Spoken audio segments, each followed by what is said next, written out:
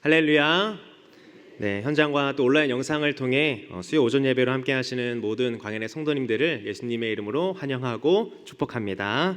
네, 옆에 있는 분들과 오늘 이렇게 인사했으면 좋겠습니다. 회복의 은혜를 경험합시다. 회복의 은혜를 경험합시다. 아멘. 네, 오늘은 느헤미야 8장 6절에서 10절의 말씀을 가지고 회복이 필요하십니까? 라는 제목으로 하나님의 말씀 나누도록 하겠습니다. 여러분 혹시 이 크라이오 테라피라는 그 치료법을 혹시 알고 계시는지요? 그 유명한 스포츠 스타들이 사용하고 있는 치료법인데요. 세계적인 NBA 농구 스타 르브론 제임스, 그리고 축구 스타 크리스티아누 호날두, 그리고 또 네이마르, 그리고 미국의 복싱 챔피언인 이 메이웨더까지 이 크라이오 테라피를 사용하고 있습니다. 스포츠 경기를 마친 후에 이 피로 회복을 위해서 이 영하 120도에서 180도의 그 초저온 냉각 장치에 들어가서 피로 회복을 하는 것입니다. 일명 냉각 사우나죠. 이 크라이오 테라피의 명칭은요, 이 차가운이라는 뜻의 그리스어 이 크라이오와 그리고 치료의 테라피를 합성한 말입니다. 공기 중에 이 질소를 냉각해서 액체로 만든 다음에 이를 기화시킨 그 저온의 질소 중기를 사람이 들어가 있는 그 원통 기계에 주입해서 한 1분에서 3분 정도 그 몸을 급속 냉동시키는 것입니다. 운동으로 인해서 열이 오르고 그 달궈진 근육들을 이제 급속으로 차갑게 하는 것이죠. 그렇게 차갑게 해진 몸이 정상으로 돌아올 때 혈액순환이 개선이 되고 또 엔돌핀이 분비되어서 피로가 빠르게 회복이 되고 또 염증이나 통증이 완화시키는 효과가 있다고 합니다. 습기가 없기 때문에 이 몸이 얼지 않고 이 짧은 시간 정도는 견딜 수 있어서 한 1분에서 3분 정도만 그것을 이용하는 것이죠. 이처럼 많은 운동량과 또 많은 경기 스케줄을 소모해야 하는 그 운동 선수들에게 이 근육과 피로의 회복은 너무나도 중요한 것입니다. 지금 이제 유로 2024가 진행되고 있는데요. 거기서 뛰고 있는 이 크리스티아노 호날두는 30대 후반의 나이임에도 불구하고 이 신체 나이가 이런 치료법과 회복을 통해서 23살이라고 합니다. 그러니까 30대 후반인데 신체 나이는 23살인 거죠. 그러니까 호날두가 국대로 처음 들어갔을 때 같이 뛰던 그 선수의 자식이 지금 국가대표 왔는데 그 자식이랑 같이 뛰고 있습니다.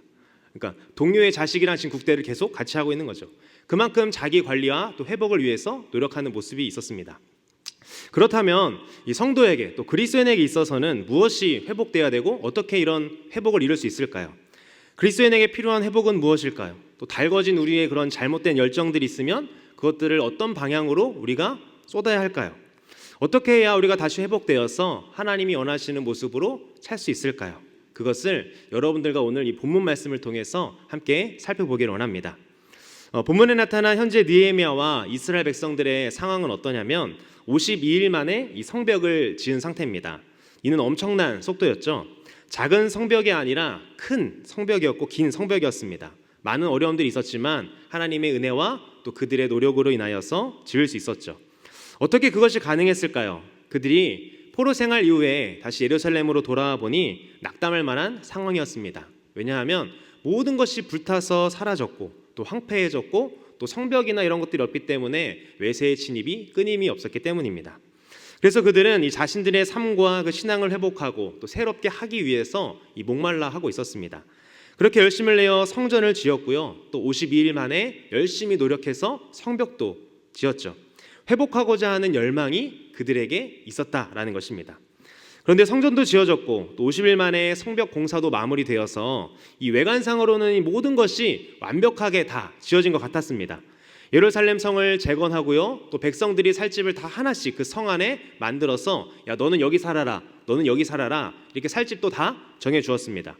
정말 모든 것이 완벽하게 다 세워지고 만들어져서 이 포로 생활 이전의 모습으로 뭔가 돌아갈 수 있을 것만 같은 그런 모습이었죠. 그러나 그들에게는 목마름이 있었다라는 것입니다. 모양새는 다 갖추었지만 뭔가 허전했던 것이죠.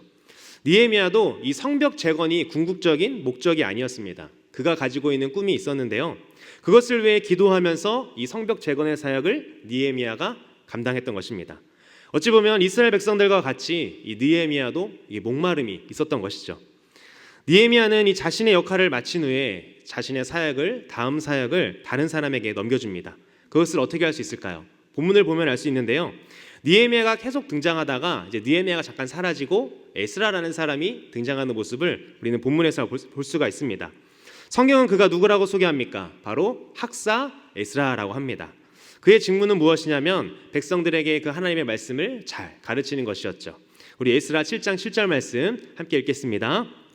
아닥사스다 왕 제7년에 이스라엘 자손과 제사장들과 레위 사람들과 노래하는 자들과 문지기들과 느디님 사람들 중에 몇 사람이 예루살렘으로 올라올 때에, 아닥사스다 왕 제7년에 에스라가 이 포로 생활하던 이스라엘 백성들을 데리고 예루살렘으로 돌아왔습니다.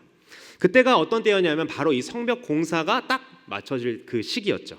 그러니까 그가 예루살렘에 와서 가졌던 마음이 있었는데요. 어떤 마음이었냐면 에스라 7장 10절 말씀에 나와 있습니다. 에스라가 여호와 율법을 연구하여 준행하며 율례와 규례를 이스라엘에게 가르치기로 결심하였었더라. 아멘. 어떤 결심입니까? 포로 생활에서 돌아온 이스라엘 백성들에게 여호와의 율법을 연구하고 또 준행하며 또 율례와 규례를 가르치기로 결심했다라는 것이죠. 그러니까 느헤미야는 이제 행정관으로서 이제 성벽을 짓고 여러 가지 예루살렘 성을 구성하고 또 집을 만들고 그들에게 집을 배분해 주고 또 그것이 그렇게 했는데, 그것이 완성되어 갈 쯤에 이제 학사 에스라가 예루살렘으로 와서 하나님의 말씀을 이 백성들에게 가르치기로 결심했다라는 것이죠. 하나님이 쓰시고자 하는 그 사람들을 통해서 하나님의 역사가 이어지고 또 하나님께서 준비하시는 일들이 이루어지는 것을 우리는 보게 됩니다. 여러분, 이 하나님 나라의 회복은요, 겉모습의 회복이 아닙니다.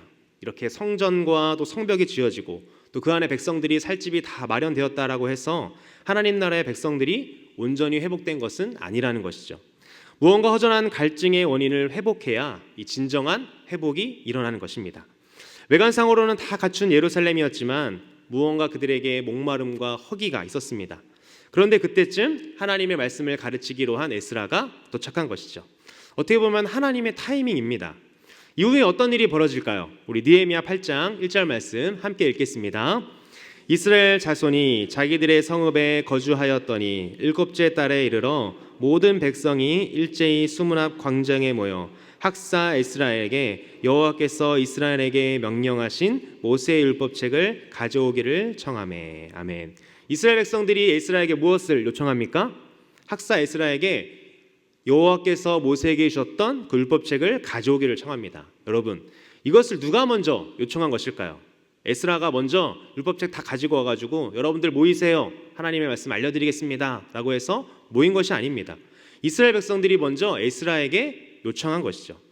성벽과 예루살렘 성 안에 자신들이 살 집이 있어서 이 완벽하게 회복된 것처럼 보였지만 그들에게는 목마름이 있었는데 그 목마름이 무엇이었습니까? 바로 하나님 앞에 말씀 회복 그리고 예배 회복에 목말라 있었던 것입니다. 그래서 에스라에게 여호와께서 이스라엘에게 명령한 그 모세 율법책을 가져와서 자신들에게 읽어달라라고 그렇게 한 거죠. 이처럼 예루살렘 공동체의 영적 부흥과 회복은요, 하나님의 백성들의 말씀 낭독 요청에서 시작이 되었다라는 것입니다. 이스라엘 백성들의 요청에 따라 에스라는요, 여호와께서 모세에게 주신 그 율법책을 가지고 하나님의 말씀을 그들에게 다시 안겨주었습니다. 느헤미야 8장 3절 말씀 함께 읽어보겠습니다. 수문 앞 광장에서 새벽부터 정오까지 남자나 여자나 알아들을 만한 모든 사람 앞에서 읽음에 뭇 백성이 그 율법책을 귀를 기울였는데. 아멘. 에스라가 어떻게 합니까? 모든 사람 앞에서 백성들에게 그 율법책을 읽어줬습니다. 그런데 시간이 어떻게 됩니까? 말씀을 보니까 새벽부터 정오까지. 그러면 몇 시간 정도였을까요? 무려 6시간입니다. 6시간 동안이나 이 백성들이 서서 하나님의 말씀을 들었습니다. 그러니까 에스라는 말씀을 6시간 동안 읽은 거죠. 대단하지 않습니까? 무려 1시간도 아니고 6시간입니다. 여러분, 우리는 어떻습니까? 설교 시간에 말입니다. 서서 말씀 듣는 것도 아니고 앉아서 말씀을 듣는데 몇십 분 아니라 몇 분만 들어도 지루하다고 느낄 때가 많이 없지만 그래도 가끔 한 번씩 있지 않으십니까? 사실 저도 이 갈급함이 없고 이 하나님을 온전히 알지 못할 때 저도 그랬습니다. 예배를 드리러 가는데도 기대감이 없었고 무슨 말씀을 목사님이 전할 건지에 대한 일단 기대도 하나도 없었습니다. 본문도 몰랐죠. 그래서 궁금해하지 않았고요. 그냥 설교가 시작되면 빨리 끝나고 뭐 친구들이랑 축구하러 가야겠다, 뭐 PC방 가야겠다 이런 생각들을 많이 했었습니다. 그런데 갈급했던 이스라엘 백성들은요, 서서 6시간 동안 하나님의 말씀을 읽고 들었습니다. 읽는 사람이나 듣는 사람이나 정말 대단한 장면 아닙니까? 만약 오늘 우리에게도 이렇게 요구를 한다면 여러분들은 어떻게 하시겠습니까? 이스라엘 백성들은 무려 6시간 동안이나 말씀을 기울였습니다.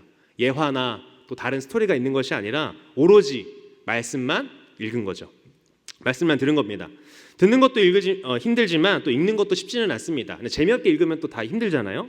그것처럼 우리도 드라마나 영화를 볼 때 어떨 때가 있습니까? 정말 막 내가 TV를 보고 있다는 느낌이 드는 것이 아니라 내가 거기에 막 빠져든 것처럼 막 배우가 열정을 다해서 대사를 막 하면 귀에 쏙쏙 들어오고 막 대사를 한말 한마디인데 마음에 확 와닿는 그런 장면들이 있지 않습니까? 그러니까 연기를 잘하는 배우들이 그 대사를 자기 걸로 잘 소화해서 그렇게 표현을 한 것이죠. 만약 귀에 붙지도 않고 대사가 잘 안 들린다라면 우리는 그 연기자를 보고 뭐라고 말합니까? 발로 연기한다. 그리고 로봇 연기다라고 하는 거죠. 정말 이렇게 걱정해주는 모습으로 정말 괜찮아요 이랬는데 괜찮아요 막 이러는 겁니다. 하나도 마음에 와닿습니다. 그만큼 당시 그 에스라도요 하나님의 말씀을 읽는데 그냥 감정 없이 그냥 읽는 것이 아니라 전문 낭독자로서 백성들에게 그 말씀을 읽어줬던 것입니다. 또한 에스라 옆에는요 이 레위 사람 13명이 있었습니다. 양 옆으로 있었는데요 그 사람들을 옆에 두고 에스라는 심혈을 기울여서 정말 하나님의 말씀을 낭독했고 또 백성들은 그 에스라가 전했던 그 하나님의 말씀을 한마디 한마디 경청하면서 6시간 동안 들었습니다. 자, 느헤미야 8장 5절 말씀 우리 함께 읽겠습니다. 에스라가 모든 백성 위에 서서 그들 목전에 책을 펴니 책을 펼 때에 모든 백성이 일어서니라. 아멘. 에스라가 하나님의 말씀에 책을 펴니 백성들이 어떻게 합니까? 일제히 자리에서 일어났다라고 말을 합니다. 여러분, 백성들이 이렇게 일어선 이유가 무엇일까요? 우리 교회도 광역교회도 예배 중에 자리에 일어나는 시간이 있지 않습니까? 언제 일어납니까? 임재의 찬양을 드리면서부터 시작해서 찬송도 드리고 또 교동문을 읽고 또 사동신경 고백할 때까지 우리가 자리에서 일어나 있습니다. 이처럼 자리에서 일어선 것은요 하나님의 말씀을 받기 위해 백성들이 자리에서 일어난 것입니다. 피조물인 그 하나님의 자녀들이 하나님이 말씀하신 그 하나님의 말씀을 받기 위해 자리에서 일어나 듣는 것이죠. 그러기에 일어난다라는 것은요 우리가 예배자로서 이 하나님에 대한 그 경외하는 마음 그리고 말씀에 대한 그 철저한 복종심을 표현하는 방식인 것입니다. 또한 백성들은요 그냥 들은 것이 아닙니다. 그 말씀을 들으면서 6시간 동안 반응이라는 걸 했습니다. 우리 8장 6절 말씀 함께 읽겠습니다. 에스라가 위대하신 하나님 여호와를 송축하매 모든 백성이 손을 들고 아멘 아멘 하고 응답하고 몸을 굽혀 얼굴을 땅에 대고 여호와께 경배하니라. 아멘. 어떤 자세로 예배를 드리고 있습니까? 너는 읽어라, 나는 그냥 읽겠다 라는 이런 수동적인 자세로 예배를 드리지 않았습니다. 이들은 적극적으로 예배를 드리는 모습을 보여주고 있습니다.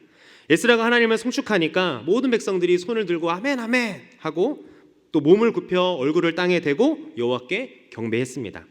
이러한 이스라엘 백성들의 모습은 세 가지였습니다. 손을 들었고요, 그리고 아멘 아멘 화답했고요, 마지막에는 얼굴을 땅에 대고 다시 고개를 들어 서서 말씀을 들었습니다. 여기서 손을 들었다라는 것은요 자신들은 연약한 존재이기에 오직 하나님만 믿고 의지한다라는 고백이 행동 가운데 있는 것입니다. 또한 그들이 아멘 아멘 외쳤던 것은 에스라가 말하고 있는 그 하나님의 말씀에 전적으로 우리도 동의합니다, 저희도 함께 하겠습니다 라고 하는 믿음의 표현입니다. 마지막으로 몸을 굽혀서 얼굴을 땅에 댔다라는 것은 하나님께 대한 경배의 모습이었습니다. 그리고 다시 일어나서 말씀을 들었죠. 이렇게 적극적으로 그들은 예배를 드렸습니다. 여러분의 예배는 어떠십니까? 수동적이십니까? 또 아니면 적극적이십니까? 오늘날은 모르겠지만 예전에는 이제 저 어른들만 해도 예배 보러 가자라는 말을 했습니다. 저희 외할아버지 외할머니도 그런 말씀을 많이 하셨는데요. 그런데 일부는 어떻게 합니까? 예배 보러 가자라고 하고 정말 예배 보고 옵니다. 그냥 보고 오는 거죠. 드리는 게 아닙니다. 예배자로서 참여해서 예배를 드리는 게 아니라 그냥 구경꾼으로 보고 가는 겁니다. 구경꾼으로 예배를 보고 가려고 하면요 우리는 본질이 아니라 약간 비본질적인 것에 집중을 하게 되어 있습니다. 예배 중에 그 본질에 집중하는 것이 아니라 다른 것에 집중한다는 거죠. 그렇지 않습니까? 뭐 예배실 데코부터 뭐 복장, 뭐 온도, 분위기 어떻다 뭐 이런 것에 좀 집중을 하는 겁니다. 정말 예배에 집중해야 될 게 무엇입니까? 이 예배를 통해서 우리가 하나님께 마음을 드리고 영광 올려드리는 것, 하나님이 나에게 무슨 말씀을 하실까 기대하는 것이죠. 사실 예배 보러 간다는 표현보다는 예배 드리러 간다라는 표현이 더 맞는 표현입니다. 왜 그렇습니까? 구원받은 그 감격과 기쁨을 가지고 주님을 경배하기 위함이기 때문입니다. 그래서 우리는 어떻게 하면 이 구원의 기쁨과 감격을 가지고 주님께 좀 더 드릴 수 있을까, 고백할 수 있을까, 영광 올려드릴 수 있을까, 드릴 것에만 관심이 있는 것입니다. 은혜 받는 그리스도인의 모습이 바로 이렇게 드리는 삶인 것이죠. 매일 주일마다 우리 기도사역부에서도 우리 광역교회에서 드려지는 각부 예배마다 기도를 하고 있습니다. 주일마다 교회 와서 예배드리는 성도들이 예배의 관람객이 아니라 하나님이 찾으시는 진정한 예배자가 되기를, 그렇게 지하 1층에서 매 예배 때마다 동시간대에 기도하고 있습니다. 그래서 예배 보러 오는 사람들이 아니라 예배 드리는 사람이 되시기를 말이죠.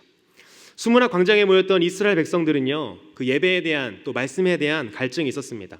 갈증이 충만한 예배에는 없는 것이 하나 있습니다. 그것이 무엇일까요? 바로 지각이 불가능하다라는 것입니다. 데이트 약속을 잡으면 어떻게 합니까? 전날부터 준비하고요, 늦지 않기 위해 노력을 하죠. 데이트하기 위해 부지런히 움직입니다. 이불옷을 자기 전에 미리 걸어놓고요, 대중교통 시간 체크하고요, 어디로 가야 빨리 가고 막히지 않고 동선 파악 다 하는 거죠. 부탁하고 말하지 않아도 알아서 움직입니다. 우리도 막 소풍을 앞두고 있으면 어떻습니까? 막 기대되면서 막 어떻게 빨리 갈까 막 그것을 간절히 기다리지 않습니까?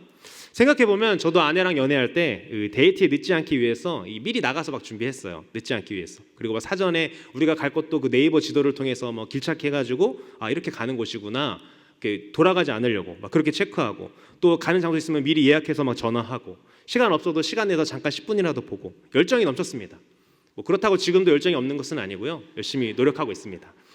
네, 현재 수문학 광장에 모인 이스라엘 백성들이 이 예배와 말씀에 대한 영적인 허기가 있었기 때문에 지각도 없었고요, 6시간 동안 서서 하나님의 말씀을 듣고 수동적이 아니라 적극적으로 예배를 드렸다라는 것입니다.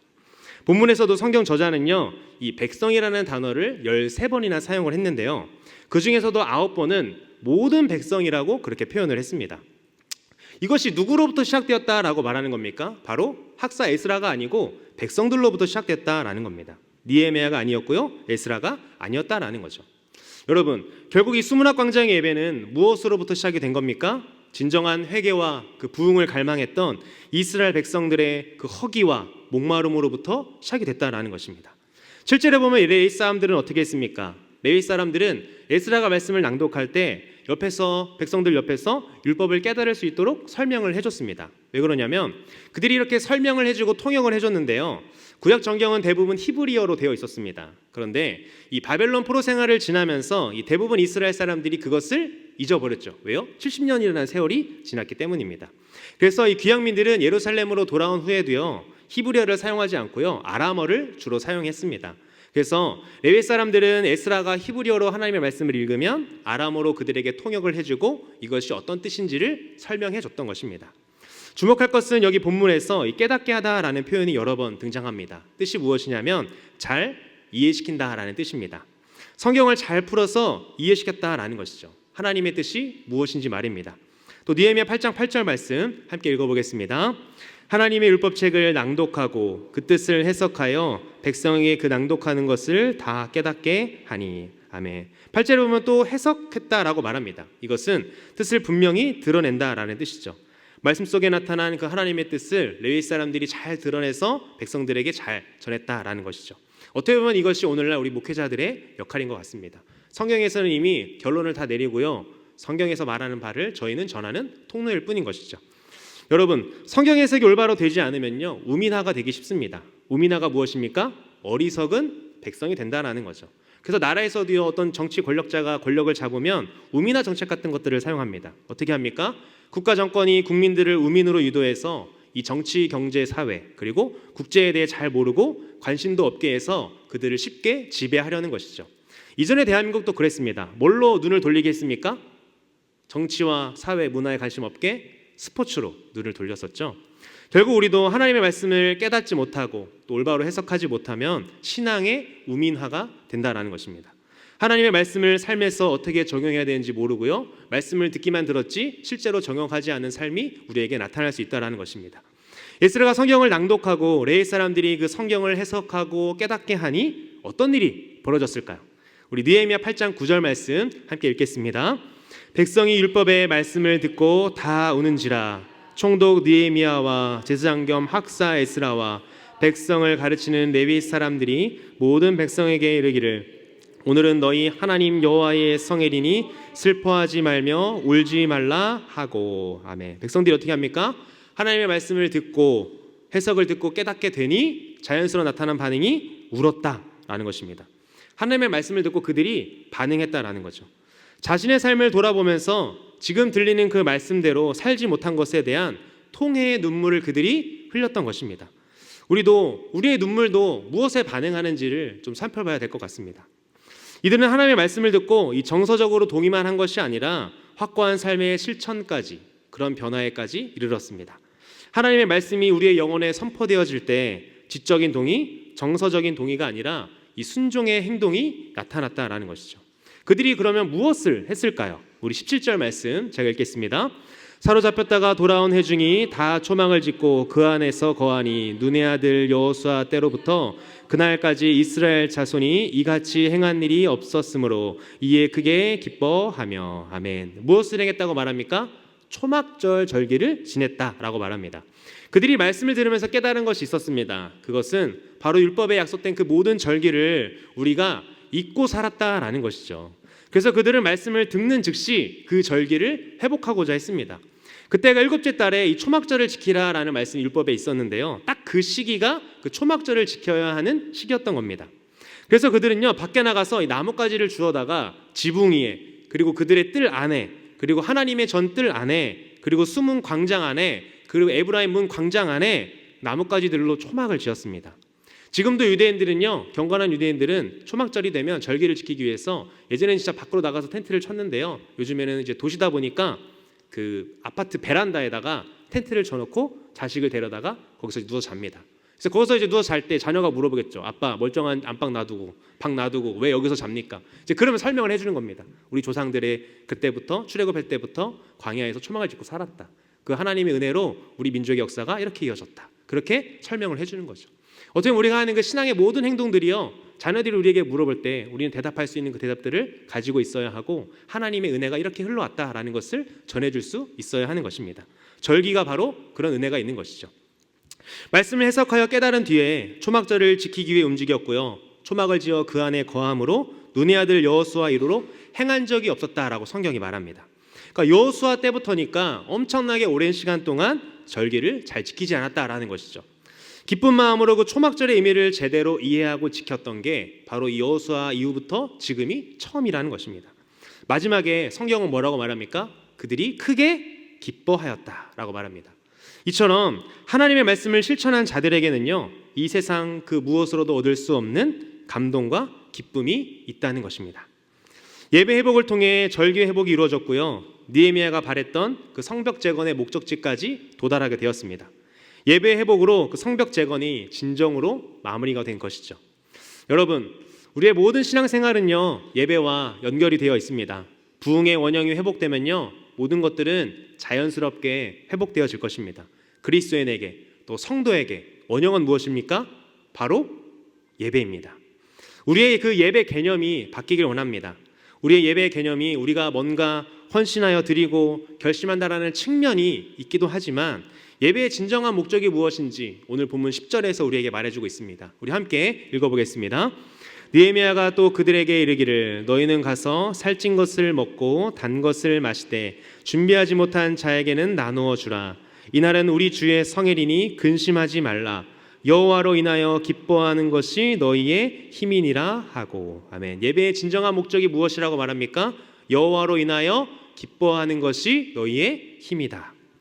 여러분, 우리는요, 예배는요, 삼위 하나님과의 만남과 이 누림의 은혜가 있습니다. 우리가 기원도 드리고 또 찬양도 드리고 또 기도를 통해서 우리의 마음을, 우리의 경배를 주님께 올려드리고요, 또 하나님은 그 예배 가운데 말씀을 통해 우리에게 말씀하여 주시는 거죠. 그 말씀을 통해 우리는 위로를 얻기도 하고요, 아니면 말씀을 통해 세움을 얻기도 하고요, 아니면 정말 말씀을 통해서 하나님께서 나에게 알려주시는 그 하나님의 새로운 뜻을 우리가 발견하게 되는 것입니다. 여러분은 예배를 통해 하나님과 이런 누림의 은혜를 경험하고 계십니까? 예배는요, 누림이 있어야 합니다. 이것이 바로 우리에게 먼저 회복되어야 할 것입니다. 예배가 회복되어야 우리의 신앙생활의 그 모든 것들이 회복되어질 줄 믿습니다. 담임 목사님도 신앙생활에서 중요한 것이 이 하나님과의 관계라고 하셨습니다. 그것을 다지고 또 계속 깊어지게 하는 것이 무엇입니까? 개인적으로 말씀 묵상과 기도를 통해서도 가능하지만 예배를 통해서 더 하나님과의 관계가 깊어질 수 있다는 것입니다. 그래야 우리의 헌신과 봉사가 이 예배 회복의 결과로 나타나게 된다는 거죠.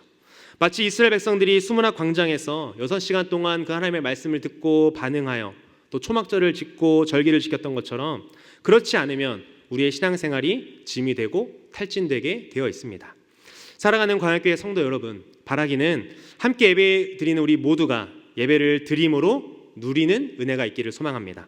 그리하여 하나님의 뜻을 발견하고 그 뜻에 순종하여 탈진되고 생기가 없는 그 신앙생활이 다시 한번 열정 가득한 신앙생활로 회복되어지고 여호와로 인하여 기뻐하는 삶이 되기를 간절히 소망합니다. 말씀을 맺겠습니다. 여러분, 신앙생활의 회복이 필요하십니까? 오늘 이 느헤미야 말씀을 통해 진정한 회복이 무엇인지, 어떻게 하면 회복할 수 있는지에 대해서 함께 나누었습니다. 포로 생활에서 돌아온 이스라엘 백성들은 성전과 성벽 그리고 자신들이 살 집이 다 완성되어서 완벽해 보였지만 무언가 마음속에 허전함과 목마름이 있었습니다. 하나님 백성들에게 있는 허전함과 목마름이죠. 그것이 바로 하나님의 말씀이었고 예배였습니다. 갈급함이 있는 그들이 자발적으로 수문학 광장에 모였고요, 에스라에게 먼저 말씀을 낭독해 달라고 요청을 하였고, 또 레위 사람들은 그들에게 말씀을 통역해주고 해석하고 깨닫게 하였습니다. 하나님의 말씀을 깨달은 자들은 수동적이 아니라 자발적으로 하나님의 말씀을 듣고 예배를 드렸고 여호수아 이후 처음으로 온전한 초막절 절기를 지켰습니다. 여러분, 예배를 통해 누림이 있어야 합니다. 여호와로 인하여 기뻐하는 것이 우리의 힘인 것을 기억해야 합니다. 갈증이 충만한 예배를 드림으로 인해 하나님과의 만남과 또 누림의 은혜를 경험하는 저와 여러분 되기를 간절히 소망합니다. 바라기는 앞으로 7월 한 달 동안 진행될 우리 치유의 집을 통해서 여러분의 신앙이 또 저의 신앙이 영원히 회복되어지길 바랍니다. 지난번 주보 삽질을 통해서 그 치유의 집 찬양과 기도의 밤 기도 제목을 드렸습니다. 그것을 놓고 기도하면서 우리의 신앙이 또 내 주변의 동역자들이 그 예배를 통해 찬양을 통해 기도를 통해 회복되어진 은혜가 있기를 같이 기도해 주시기 바랍니다. 기도로 함께 준비해 주시길 바랍니다.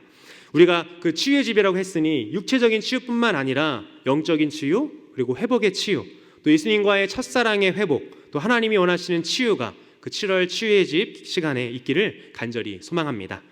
매일매일 예배를 누리며 하나님과의 만남을 경험하고 그 신앙생활에 기쁨이 넘치며 하나님이 일하시는 간증이 넘쳐나는 우리 광야교회 성도님들 되시기를 예수님의 이름으로 간절히 축복합니다.